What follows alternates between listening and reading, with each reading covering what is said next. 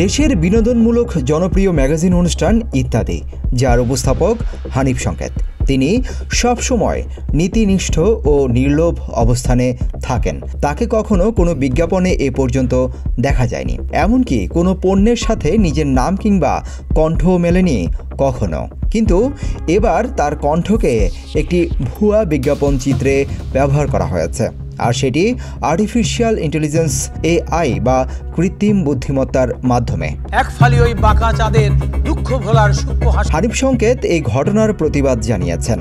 তিনি তার social media Facebook verified পেজে এক পোস্টে লেখেন, প্রযুক্তির উৎকর্ষতার এই যুগে প্রযুক্তির ব্যবহারের পাশাপাশি এর অপব্যবহারের মাত্রা এতটাই বেড়েছে যে প্রযুক্তিগত প্রতারণার শিকার হচ্ছেন অনেকেই। বর্তমান সময়ের সেরা আবিষ্কার আর্টিফিশিয়াল ইন্টেলিজেন্স AI, যা মানুষের বুদ্ধিমত্তা ও চিন্তাশক্তিকে কৃত্রিম উপায়ে প্রদর্শন করতে পারে। তবে এর অপব্যবহারের ফলে ঘটছে অনেক অঘটনও, যার কারণে অনেকেই বিড়ম্বনার শিকার হচ্ছেন, বিভ্রান্ত হচ্ছেন।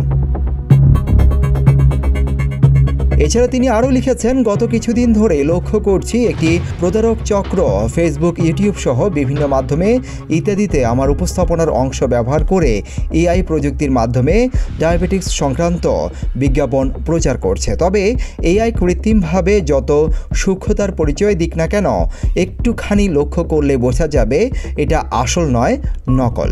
আমাদের অকুতোভয় গর্বিত সংগ্রামী ছাত্র সমাজ। আমার কণ্ঠ অনুকরণ করলেও উপস্থাপনায় বাংলা উচ্চারণ ভিন দেশের। এরপর তিনি তার লেখায় আরও যোগ করে বলেন, অনেক প্রস্তাব পাওয়া সত্ত্বেও আমি কখনোই কোনো বিজ্ঞাপন চিত্রে অংশগ্রহণ করিনি। সুতরাং আমাকে ব্যবহার করে এই ধরনের AI কিংবা প্রযুক্তি নির্ভর কোনো বিজ্ঞাপন দেখে কেউ বিভ্রান্ত হবেন না। পুরুষদের প্রথম এবং প্রধান পছন্দ পাঞ্জাবি। তিনি এ বিষয়ে আরও জানান, আমার মনে হয় AI সফটওয়্যার প্রতিষ্ঠানের উচিত কিছু নীতিমালা তৈরি করা, যাতে কেউ এর অপব্যবহার করতে না পারে।